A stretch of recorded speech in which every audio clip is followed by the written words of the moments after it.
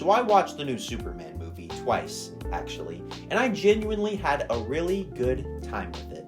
So I will be giving my review on it. I will be talking about the good and what I thought could have been done a little bit better.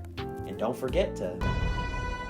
By the way, this is major spoilers for the movie, so if you haven't seen the movie, go watch it and then you can come back later.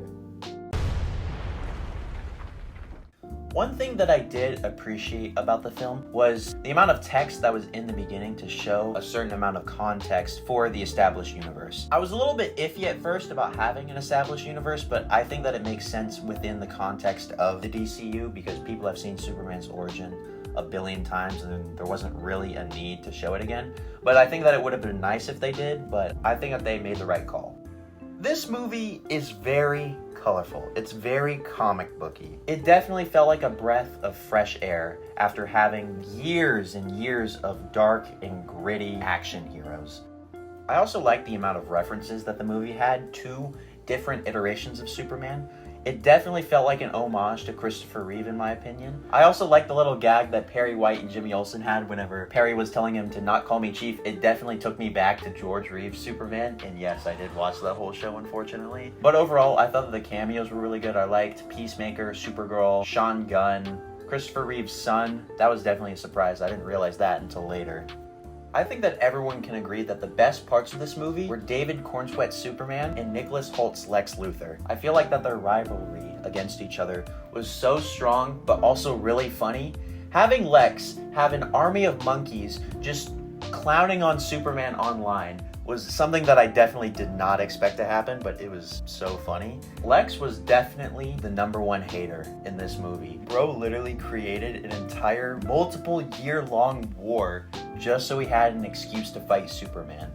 Bro was spitting combos left and right and was cheering like he was betting on a sporting event every time that Superman got hit. This man literally tried to kill Superman in almost every way possible. He's tried legally, illegally, he's tried finding his parents. He literally kidnapped someone that Superman barely knew because he gave food to him one time. I mean, this dude is literally a certified hater, and we're all here for it. I felt like that overall, all the characters really looked like their characters. Like Lois, especially Jimmy Olsen. I felt like that all the characters looked so comic accurate, not just with their faces, but also with their costumes as well. Just props to the costume department for that.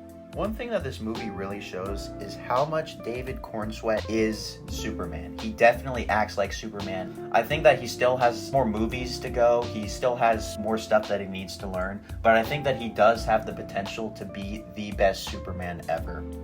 I feel like that Lois and Superman both had a really good relationship with each other. I feel like that their chemistry was on point, although it isn't fully fleshed out though, because it kind of started in the middle of them dating for 3 months, but they certainly did have chemistry with each other, and I'm excited to see where their relationship heads in the future.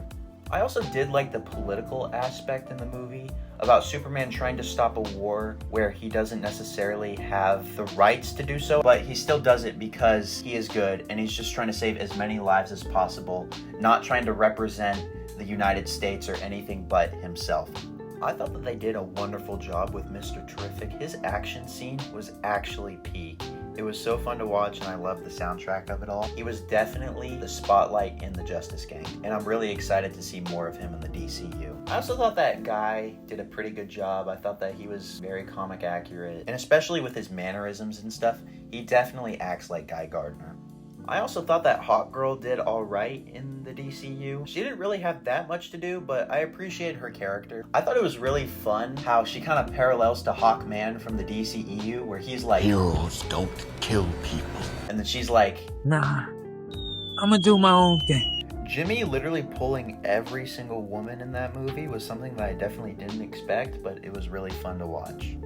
One thing that this Superman handles really well is having the human side of Superman, because I feel like that is what Superman is. That he has these godlike powers, but he isn't necessarily an alien.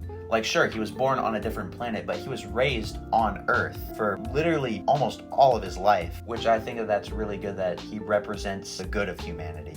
Another aspect of David's Superman that I did really appreciate was how he tried to save as many people as possible. Not just people, but also animals. I know that he saved a dog, a squirrel, crypto. He just cares about life in general, which I can't really say the same for DCEU Superman or a farming after a courtroom of people exploded in his face. Superman's ending speech scene hit really hard to show that he isn't perfect, that he shows that he is just as human as everyone else is, rather than the God side of Superman that has been shown in previous iterations. It just really hit hard, showing that this Superman is just trying to be on level with everyone. Even though he has these crazy powers, he is just trying to fit in. One thing that I definitely wanted to see more of was Clark Kent interacting with people other than Lois in the Daily Planet. I know that he did that for one scene, but I feel like that I would have just liked to have seen more of Clark Kent's side rather than Superman's side. But I totally understand that this is a Superman movie, and it's already a pretty long movie, so we wouldn't want to add any more runtime. Something weird that I thought about while watching the movie was in the scene where Superman was just raging to Lex about the dog. He broke down Luthor's door, which meant that he had to have gone through the main entrance of the building and either took the stairs or the elevator up to his office. I was wondering why he didn't just break through the window, but I don't know, maybe it was just for style.